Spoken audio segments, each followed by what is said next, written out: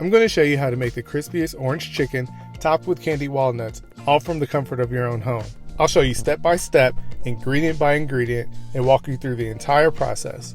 Because why settle for takeout when you can create restaurant quality orange chicken yourself at home? So let's get started. Alright, let's kick things off with some chicken thighs. You might be wondering, why thighs and not breasts? Well, chicken thighs are juicier, tender, and pack so much more flavor than chicken breasts. That's why you see them traditionally used in orange chicken recipes. So as you cut your thighs, you want to make sure you cut them into even, bite-sized pieces so that you ensure even cooking. So make sure you keep that knife sharp and your cuts consistent. Now, I love orange chicken, and I've eaten it a lot, and I've made it a lot, but I've always wondered if it's truly a Chinese dish. So I did some research, and I found that orange chicken is just as American as apple pie, and you'll get what I'm saying in just a second. Apple pie isn't really American, but it is, and the same goes for orange chicken. It's not really American, but it kind of is.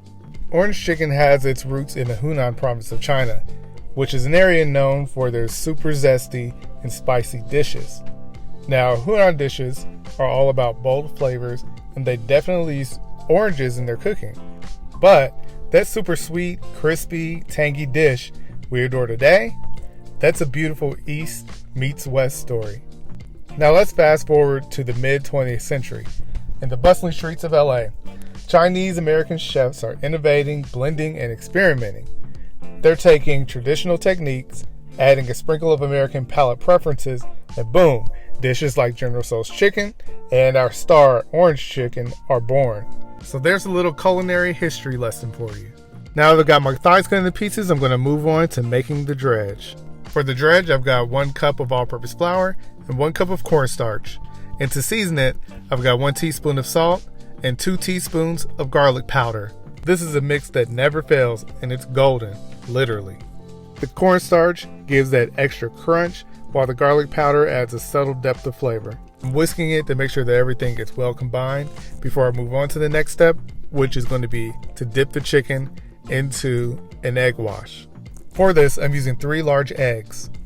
And I'm just giving the chicken a quick dip in the eggs to ensure that the crispy mix adheres well to them. While I'm dipping it into the cornstarch and flour mixture, I want to make sure that I get every nook and cranny covered in that flour mixture. Now, after I've got the chicken properly coated, I'm just going to shake off all of the excess. The excess flour won't stick to the egg mixture, and when you fry it, that's when you start to see breading coming off, and that's one of the reasons why. It's actually probably the top reason that people see their breading falling off of their chickens, because it was not properly coated in the first place. So once I get them all dredged, I'm going to move on to frying them. Now this is where the magic starts to happen. Over medium-high heat, I'm going to fry each one of these pieces for about 2 to 4 minutes on each side. You want to make sure that you don't overcrowd the pan. I know if you've got a lot of them, you might think that you'll be able to fit all of them in there because you don't want to have to fry twice. But this can be a mistake. If you overcrowd the pan, you'll end up with soggier chicken, and it'll just kind of boil in the grease. So you want to make sure that you give them room to swim, and that will allow your chicken to become crispy. People have a bunch of different ways of getting crispy chicken, and I think the way to get the crispiest chicken is to use a mix, a 50-50 mix of cornstarch and flour. I've tried potato starch, cornstarch by itself, and flour by itself, and I find that the best method is cornstarch and flour. Adding cornstarch to the flour helps to keep gluten from forming and makes for a crispier crust. Cornstarch also helps to get a more golden color on the breading, which is something flour can't do on its own. Now that I've got the chicken fried, I'm going to set it to the side and get ready to make my sauce. Now we've got to the heart of the dish, which is the sauce. We're going to start with 3/4 cup of orange juice, because this is orange chicken, and you can use freshly squeezed orange juice or you can buy orange juice. Then I'm going to add 1/4 cup of soy sauce. Now I'm using regular soy sauce, not the low sodium kind, but if that's what you want to add, you can. And then I've got a 1/2 cup of sugar. Now the sugar is going to give us that sweetness that we all love in orange chicken and help balance out the tang. And I've got a 1/2 teaspoon of red pepper flakes for just a little bit of heat. And then I've got 2 tablespoons of rice vinegar. That's going to add just a little bit of extra tang to it, and 1 tablespoon of toasted sesame oil. To thicken the sauce, I've got 1 tablespoon of cornstarch and 1 tablespoon of water that I mixed together to make a slurry. You definitely want to make a slurry instead of adding the cornstarch directly to the sauce, because if you do, the cornstarch can clump up and you will see it and taste it, and that's something you definitely don't want. I've got the sauce mixed together, and now the transformation begins. I'm getting all that sauce in there, and I'm going to cook it over medium-high heat. You want to make sure that you are regularly stirring the sauce throughout this whole process, which takes about 5 minutes. Like I said, you want to make sure that you continue stirring while this cooks. And if you decide you want to step away for a few minutes, you could come back and find that you might have some clumps from the cornstarch. And that's something that you don't want. It's going to be difficult to fix. So the easy way to keep that from happening is just to continue to stir it. And as you continue to stir, the sauce becomes thickened pretty quickly over the heat.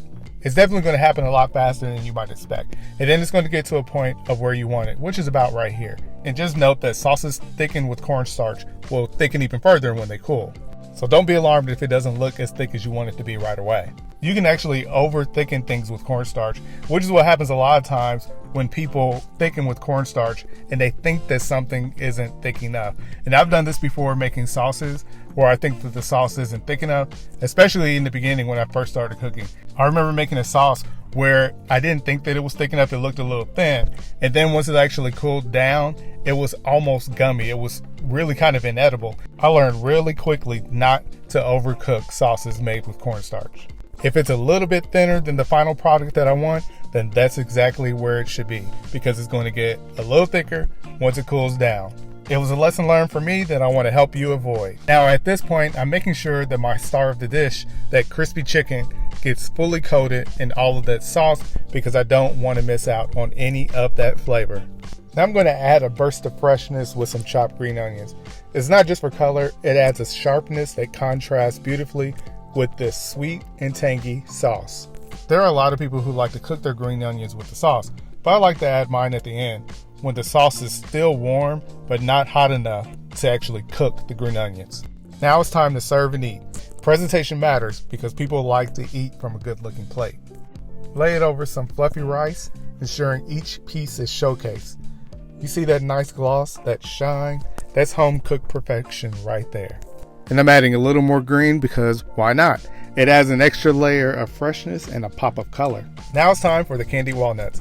They add a crunch and sweetness that combines perfectly with this orange chicken. If you want to learn how to make it, click on this short 20-second video where I teach you step by step how to make it. And there you have it, folks. Orange chicken with candied walnuts made right in your kitchen. Dive in, savor each bite, and remember, cooking is all about your journey and the joy it brings.